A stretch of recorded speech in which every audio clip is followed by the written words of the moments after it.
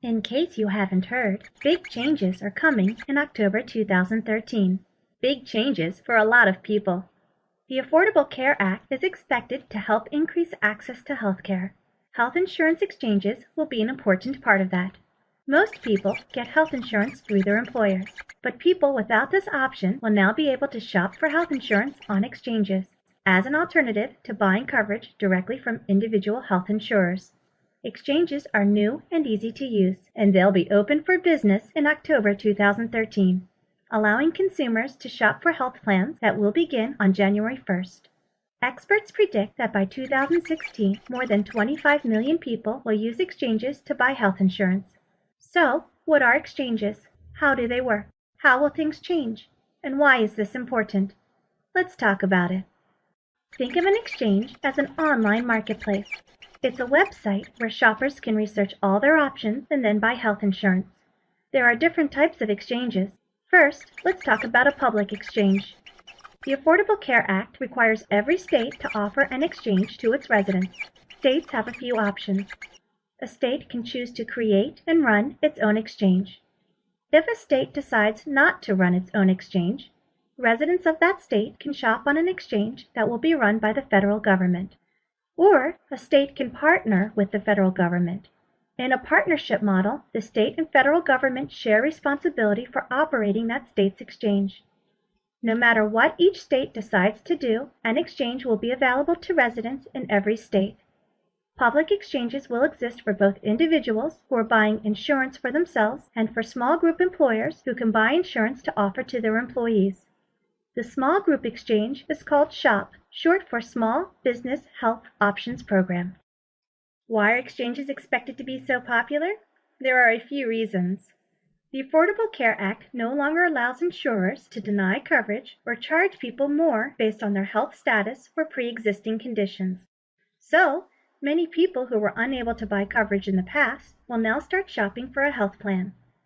Starting in 2014, individuals are required to buy health insurance or face penalties. This is called the individual mandate. Although the penalty for not buying coverage is initially low, it will grow over time. As the penalty goes up, so will participation on exchanges.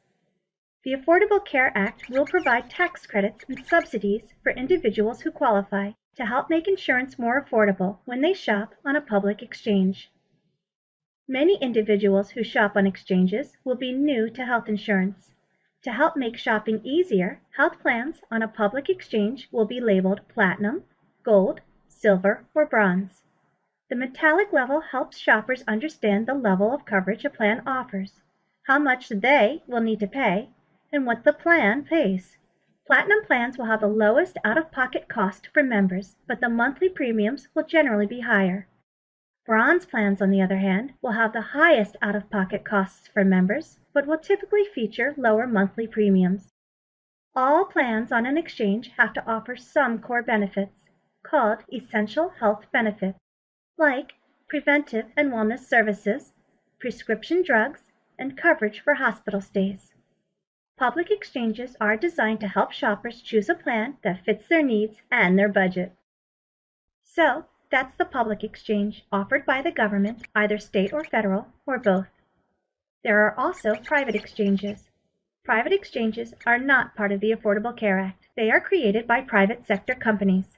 For example, by a health insurance company or brokerage or consulting firm. A few private exchanges exist today, but they are becoming increasingly popular. Like public exchanges, private exchanges can sell to both individuals and employer groups, and subsidies are only available on public exchanges. Unlike public exchanges, private exchanges are already open for business. For employers who are trying to keep the cost of offering health benefits manageable, private exchanges offer an interesting solution. Employers can give their employees a set amount of money and then direct them to a private exchange. There, they can shop for a health plan and other benefits like dental based on what the employer has selected as options. Public and private exchanges are likely to appeal to different audiences. Individuals who do not have access to affordable health insurance today are more likely to shop on a public exchange because of the subsidies, which are not available through private exchanges. Employers are more likely to send their employees to a private exchange, and both individuals and small employers will still be able to shop for coverage, as they do today, directly from health insurers. So, to highlight a few key messages about exchanges. Exchanges give people additional access and more opportunity to buy insurance. A public exchange may be run by the state or federal government, or by the state and federal government working together. Every state will have a public exchange available to its residents.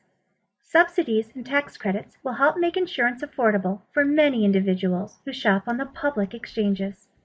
Small group employers can buy and offer insurance through an exchange as well. Private exchanges are not run by the government, but by a private sector company like a health plan or a consulting firm. These exist today, but they will become more popular as employers look for new ways to offer affordable benefits to their employees. One thing is certain, exchanges are going to change the way millions of Americans view their health insurance, whether it's how they shop for a plan, what plan they decide to buy, or how they use their benefits. Here at Aetna, we're ready to do our part to help make healthcare easy to shop for, easy to understand, and easy to use.